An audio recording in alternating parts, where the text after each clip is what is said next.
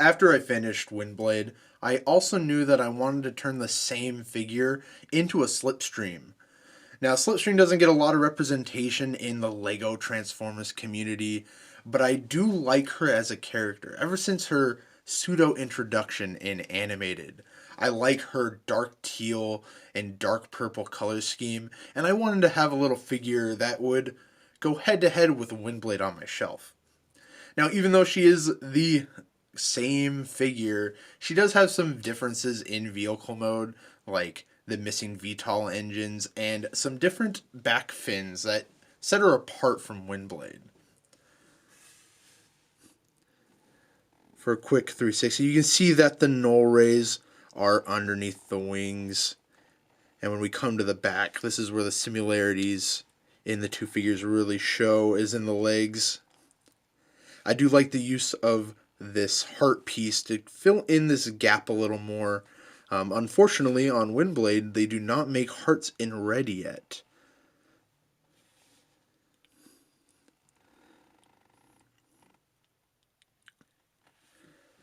I do really prefer this color scheme over Windblade 2. There's something about the way dark turquoise and dark purple play with each other that's just really appealing to my eye, and I really enjoy it.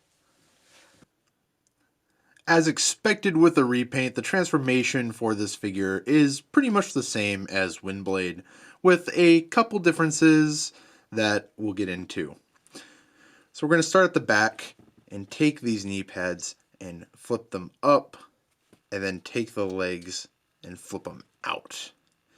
Now here's a difference. The fins are actually connected to the back of the legs, and we're just going to flip those in, straighten out the feet, and adjust the heels so she can stand.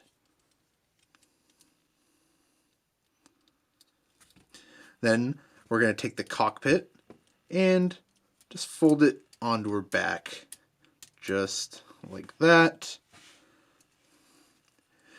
We can take the wings and angle them up. Now this is interesting. The null rays actually do not need to come off for her transformation. They just simply rotate, and then we can adjust the arms like so.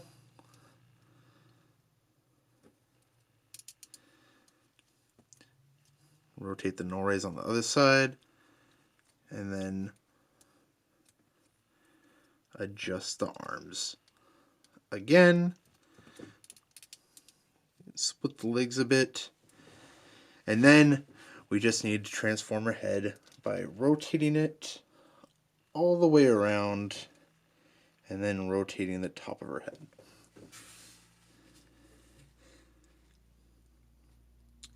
And there we have Slipstream in robot mode. Now this is where the character really shines for me. I love the dark turquoise and dark purple color scheme, and I think it's really beautiful. It's a bit rare too, especially in LEGO, considering that dark turquoise has just only recently seen a resurgence in pieces. I do like the fact that her null rays don't have to come off for her transformation, and that even though her transformation is directly the same from Windblade's, that the different shapes I used for her shoulder armor and her chest give her a bit of a different look. Now here is a quick look from the back. You can see how the fins end up on the back of her calves, and her cockpit has a different shape back here, but it's still a very clean transformation.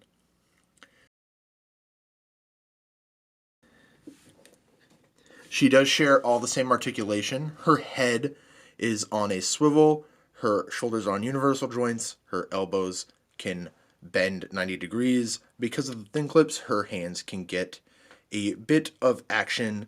Her hips are on the same joints as her shoulders, and if you move the fins out of the way, you can bend her knees. Overall, she is a really fun and a really good looking Transformer.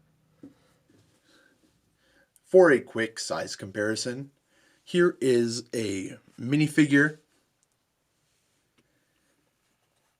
and here is Windblade.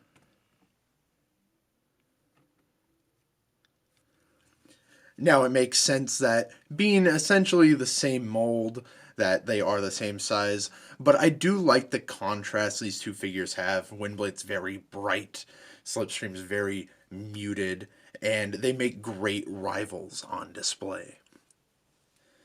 Now, if you like this video, go ahead and leave a like. If you aren't subscribed, go ahead and subscribe. This has been Over Heaven. Till all are one. Thanks for watching.